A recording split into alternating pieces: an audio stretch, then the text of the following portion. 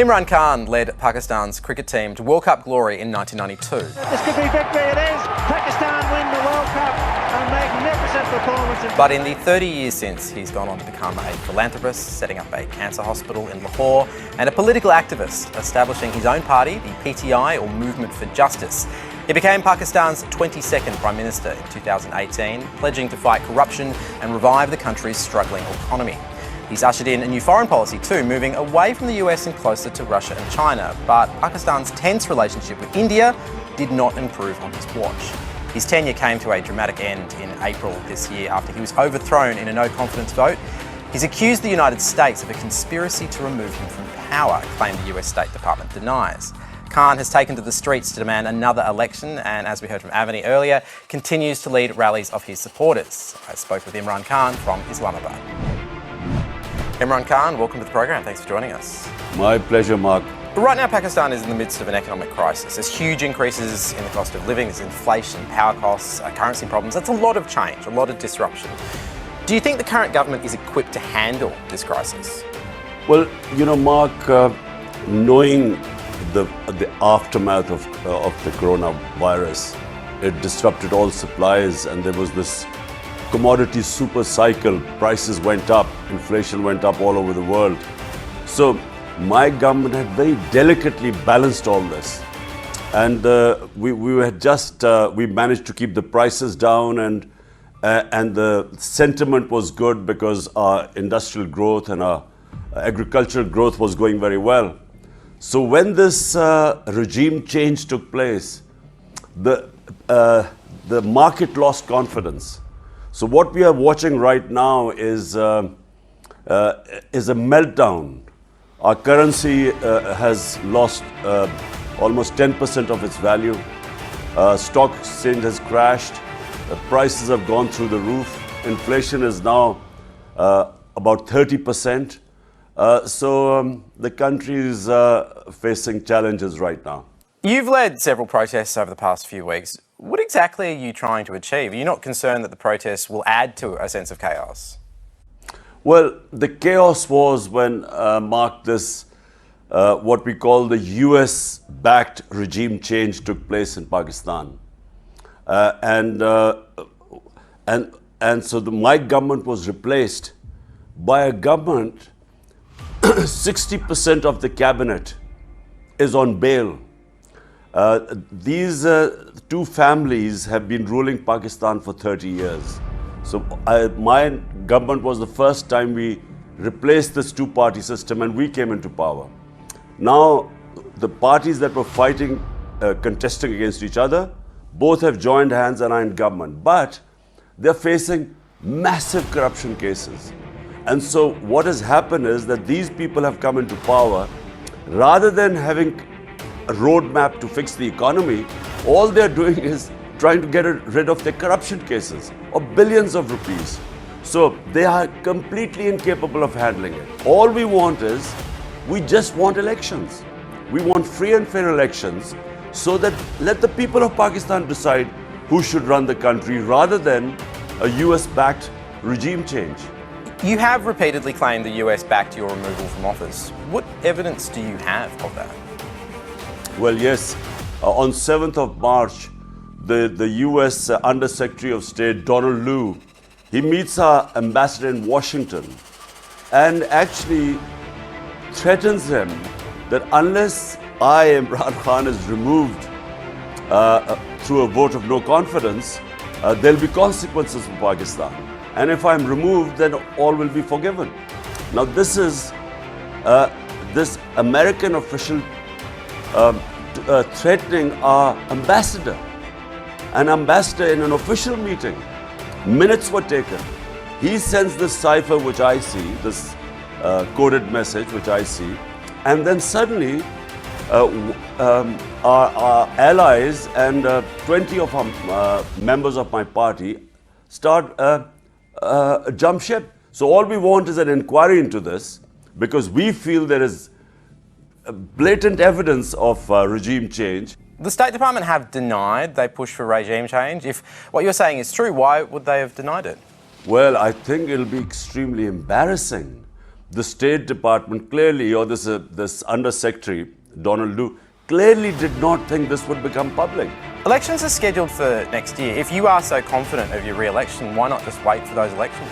Mark, this is insulting for a country of 220 million people, that an elected Prime Minister is removed by this conspiracy. And we know what the conspiracy was. Let me just say, Pakistan is not the first country where the regime change by the US has taken place.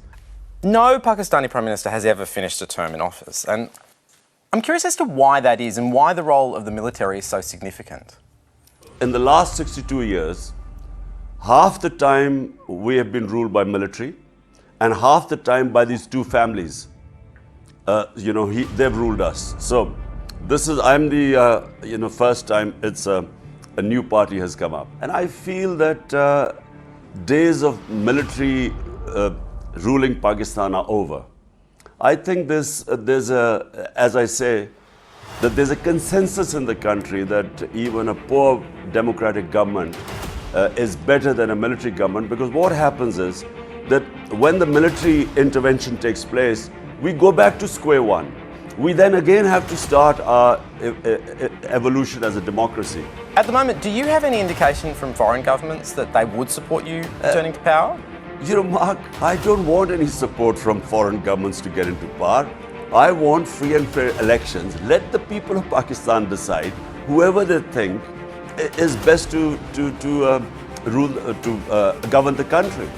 Just looking now at the India-Pakistan relationship, a couple of weeks ago we had the Indian High Commissioner to Australia, Manpreet Vora, on the show, and he said that Pakistan sponsored terrorism, that they won't deal with Pakistan until Pakistan deals with that. I'm curious, do you have a response to that position? Well, this is a standard line by India, because you see, where is the terror? There is only one issue between us, and that is Kashmir. And I find that it's just lack of leadership that we have not been able to resolve this issue. Because the advantages of peace in the subcontinent are enormous. Pakistan on one side has China, one of the biggest, fastest growing economy in the world. And then we have India on the other side, which is potentially one of the second biggest market in the world and economy in the world. And then on our other side, we have all the world energy reserves. We have Iran, and then we have Central Asia. So we are strategically placed. If we had peace with India, India then has access to all the energy corridors. It has access to Central Asia, land access. And on the other hand, Pakistan and India, we have access to each other's markets. So the dividends of peace are enormous. But unfortunately, it is all stuck in Kashmir. We have not been able to resolve this issue in 75 years. And in my opinion, it just takes determined leadership. If two can decide to sit down and resolve the issue, then this whole area will be transformed. And may I say that, the issue of resolving Kashmir lies with the people of Kashmir. There's lots of Pakistani Australians watching tonight. Do you have a message for the diaspora? The biggest support actually since this regime change in Pakistan took place, it's never happened before that all the Pakistanis, when we have almost 9 million Pakistanis diaspora living in different countries, and never has it happened that they turned out in such large numbers to support us, to support me.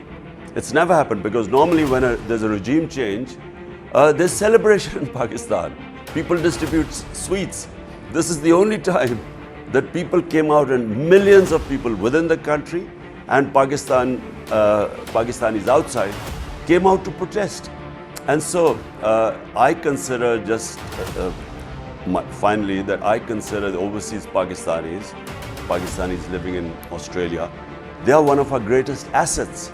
Just lastly, before I let you go, you have had an incredible life. What would you most like to be remembered for?